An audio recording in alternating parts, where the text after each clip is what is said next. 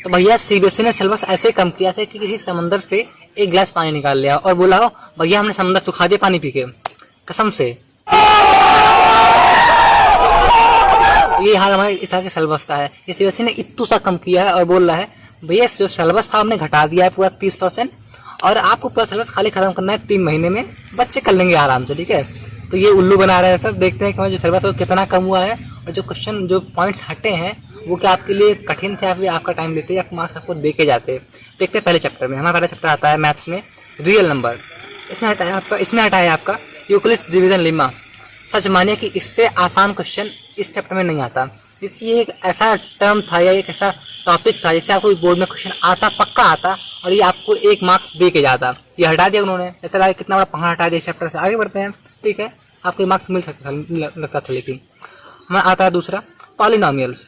इसमें क्या हटा है statement and simple problem on division algorithm for polynomials with real coefficient. ये क्या बात हुई भाई, इतना बढ़िया इसमें से क्वेश्चन आता जो आपको कम से कम 3 मार्क्स में आता, और एक क्वेश्चन आसान था, आपको 3 में 3 मिल जाता आराम से। अगर आप इतने से प्रैक्टिस करते तो हटा दिया इसे भी, क्योंकि आसान था ना, इसीलिए हटा दिया। आगे बढ़ते हैं next chapter pair of linear equation into variable. इसमें क्या हटा है क्रॉस मल्टीप्लिकेशन मेथड। ठीक है भाई, ये हट गया, क्योंकि इसमें क्या होता है कि किसी एक क्वेश्चन सॉल्व करने का पे 3 तरीका आपके आंसर, ठीक पहले था 3 तरीका, अब 2 हो गया इसे हटने के बाद। इसे हम बोल रहे हैं क्रॉस मल्टीप्लिकेशन मेथड, ठीक है। तो ये हट गया तो आपके लिए अच्छा होता है कि आपको एक स्टेप कम पढ़ना पड़ेगा, एक तरीका कम पढ़ना पड़ेगा, इससे कोई दिक्कत नहीं आने वाली है आपको। और ऐसे भी थोड़ा सा कॉम्प्लेक्स मेथड था, थोड़ी अच्छी बात है आपके लिए। आया पहला प्लस पॉइंट, ठीक है, जो हटा है तो अच्छी बात है। आते हैं नेक्स्ट चैप्टर पे क्वाड्रेटिक इक्वेशन। वाह भैया, इसमें तो भैया कुछ आगे ही लगा दिए हैं। लिखा हुआ है a situational problem based on equation reducible to quadratic equation। इतना मस्त क्वेश्चन बनता है इससे कि अगर आप हल्का सा दिमाग लगाते हैं ना, एक कपा क्वेश्चन आता 4 मार्क्स में आता, और आपको 4 में 4 में था बड़े आराम से हटा दिया। मतलब क्या कर रहे हैं यार, समझ नहीं आ रहा सीबीएसई वाले। अब बोलते हैं हमने इतना हटाया, बोला हमने इतना हटा दिया है, और हटाया वो भी खराब क्वेश्चन हटाए हैं जो नहीं हटाना चाहिए था। आगे बढ़ते हैं एपी में, मतलब कि अर्थमेटिक प्रोग्रेशन में। तो इसमें क्या हटाया है application in solving daily life problems based on sum to nth term. ठीक है, जो क्वेश्चन वाला है ये एपी वाला nth टर्म वाला, ये इतना सा कठिन है, आपके एनसीईआरटी के सिलेबस से हट गया। अच्छी बात है, आपको आपके लिए प्लस पॉइंट है।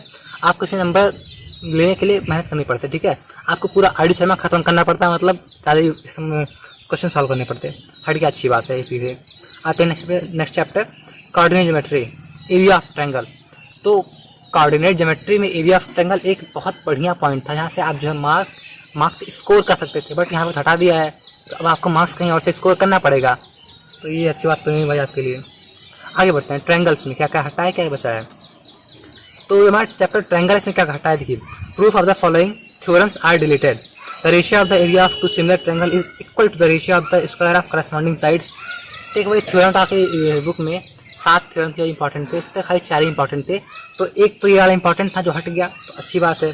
दूसरा है कि in a triangle if square on one side is equal to the sum of square on 2 other sides, the angle opposite to the first side is right angle triangle. तो जो theorem है वो हट गया, अच्छी बात है। जो आपके थ्योरम 4 मेन थे, नहीं 4 नहीं 5 मेन थे, उसमें से 2 हट गए, तो आपके लिए अच्छी बात है। आपको खाली 3 थ्योरम पढ़ना पड़ेगा, और थ्योरम हमेशा बोर्ड में आता है इस चैप्टर से, आपको याद रखना चाहिए। आगे बढ़ते हैं सर्कल्स।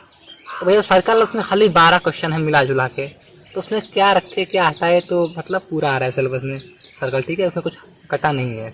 आगे बढ़ते हैं कंस्ट्रक्शंस। तो इसमें कटा है खाली construction of a triangle similar to given triangle. तो ये इस चैप्टर का सबसे आसान फिगर था जो आपको बनाना चाहिए था, बट यहाँ पर हटा दिया है। अब इसके आगे जो फिगर्स हैं थोड़े से कठिन है इस वाले से, तो ये आपके लिए एक नेगेटिव पॉइंट है। आपको इस चैप्टर से मार्क्स पूरे मिलते 5 में 5, बट यहाँ तो आपके लिए एक कठिनाई आ गई, आपको और बढ़ना पड़ेगा इस चैप्टर से। हमने क्या किया था, हमने खाली इसे एक बार पढ़ा था और बोर्ड के एग्जाम दे के आए थे, जो अच्छे मार्क्स मिलेंगे। ठीक है, आगे बढ़ते हैं ट्रिग्नोमेट्री। वाह भैया वाह, सुनते ही दिमाग खराब, ट्रिग्नोमेट्री। आगे बढ़ते हैं, देखते हैं क्या हटा है इसमें। Motive the ratio whichever are defined at theta and 90। अब यह सच मानना, ट्रिग्नोमेट्री में इतू सा नहीं हटा है, इतू सा नहीं हटा है, ठीक है, तो खाली नाम के लिए हटा है, वरना हटा कुछ नहीं है ट्रिग्नोमेट्री में।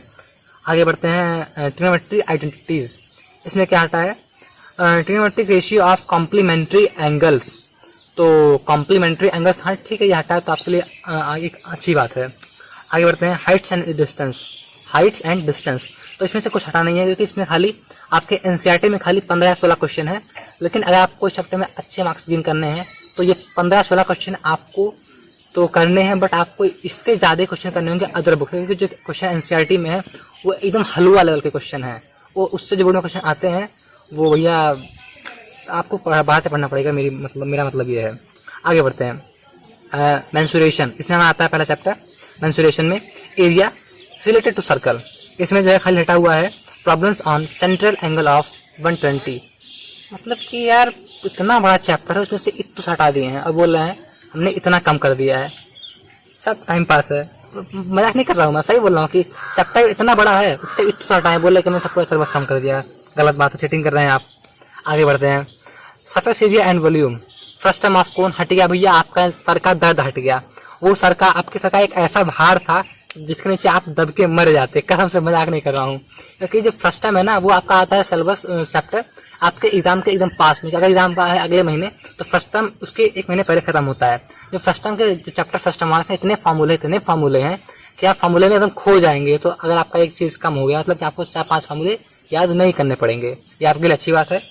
और हमारे में तो ये था, हमने पूरा ही पढ़ा था अच्छे से क्या पढ़ा था मतलब। आगे आते हैं नेक्स्ट चैप्टर स्टैटिस्टिक्स। इसमें क्या आता है step deviation method for finding the mean. भैया बहुत गलत किया। स्टेप डेविएशन मेथड से जो क्वेश्चन आपका होता था 1 मिनट में किसी और मेथड से, इस मेथड से आप उसे 15 सेकंड में कर लेते। हटा दे स्टेप, अब कैसे करिएगा, ये आपके लिए गलत बात है। पर अब क्या कर सकते हैं, हट गया। कम्युलेटिव फ्रीक्वेंसी ग्राफ, यह बहुत गलत किया। ये आता था एग्जाम में, आया भी था एग्जाम बोर्ड में, और ये आपको मार्क्स दे के जाता। लेकिन नहीं, इनको तो हटाना है, इनको सिलेबस कम करना है। क्या आता है सीबीएसई वालों को। आगे बढ़ते हैं। प्रोबेबिलिटी, वह देखो प्रोबेबिलिटी है क्लास 10th के एनसीईआरटी में, वो बिल्कुल हलवा है। और अगर आप उसके भरोसे आते हैं एग्जाम देने तो लिख के ले लो हमसे। आपको अगर क्वेश्चन आता है 5 मार्क्स का तो आपको 2 मार्क्स से ऊपर नहीं मिलने वाला है, क्योंकि जो क्वेश्चन प्रोबेबिलिटी एनसीईआरटी में एकदम हलवा क्वेश्चन है, आपको बाहर से पढ़ना पड़ेगा। और बस ये था हमारा क्लास 10th मैथमेटिक्स का। तो आपको ये वीडियो कैसे लगी कमेंट जरूर करिएगा, क्वेश्चन अकाउंट कर दीजिएगा। और अगर चाहते हैं आपको साइंस की वीडियो मिल जाए कि साइंस में क्या कम हुआ है, जो कम आपके लिए अच्छी बात है या नहीं है, तो आप उसे देख लीजिएगा। अब एक बार समराइज कर लेते हैं, नहीं रहने देते, समराइज नहीं करते हैं। Thank you.